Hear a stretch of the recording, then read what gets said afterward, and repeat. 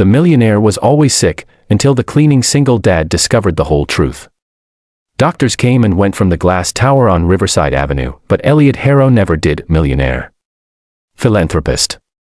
A name carved into hospitals and scholarships, yet he lay pale and trembling in a penthouse bedroom, growing weaker by the week. They said it was a rare autoimmune illness, they said stress, they said sometimes the body just gives up, but the machines beside his bed told a different story. They beeped steadily, as if waiting for someone, anyone, to notice what no one else had, that someone arrived every night at 11:30 p.m. with a mop, a cart, and tired eyes that still believed in decency. Daniel Reyes, age 34, single father of a 7-year-old girl named Lily, cleaned offices after midnight. He cleaned because grief had emptied his savings, because hospital bills don't wait for dreams, and because Lily still needed school shoes that fit. He'd been assigned to the Harrow building only a month ago. Don't talk to Mr. Harrow, the supervisor warned. He doesn't like people. But Daniel noticed things you learn to notice when you've spent years listening for a child's cough in the dark. The first night, Daniel saw Elliot through the half-open bedroom door, eyes open, staring at the ceiling like it was an enemy. The second night, he noticed untouched meals.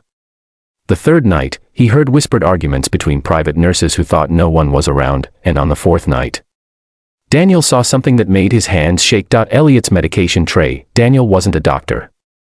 He wasn't even close. But Lily had been sick once, very sick, and Daniel had memorized every label, every dosage, every warning. What sat on that tray didn't match the diagnosis written on the chart clipped to the wall, not even close. Later that night, as Daniel wiped fingerprints from a marble counter, Elliot's voice cut through the silence. Why do you look at me like that? Daniel froze. I'm sorry, sir. I didn't mean to. Everyone else looks at me like I'm already dead, Elliot said quietly. You don't. Daniel swallowed. Because you're not. Something flickered in Elliot's eyes, hope, maybe. Or fear. That was the moment everything began to unravel, and if you think this is just a story about illness, stay with me, because the truth Daniel discovered would cost someone everything. Daniel tried to forget the medication tray. He really did, but the next night, Elliot collapsed, alarms screamed. Nurses rushed in. Daniel was shoved aside as professionals filled the room, but he saw it again. A syringe swapped. A vial pocketed too quickly. When Elliot stabilized, Daniel made a decision that terrified him. He spoke up. I think someone is poisoning him. The room went silent. Security laughed. A nurse scoffed. One doctor looked offended. A cleaner accusing a private medical team. Daniel was escorted out and told not to return. But here's what no one expected. Elliot had heard him, and Elliot had believed him. The next morning, Elliot used the last of his strength to call in an independent toxicologist, one he'd once funded anonymously. Blood tests were run in secret. Medications were analyzed without the staff knowing. The results were devastating. Elliot wasn't sick. He was being slowly poisoned. By someone who stood to gain millions. The lead nurse, trusted, praised, invisible, had been altering his medication for months. Not enough to kill him. Just enough to keep him weak. Dependent. Quiet. She'd forged reports.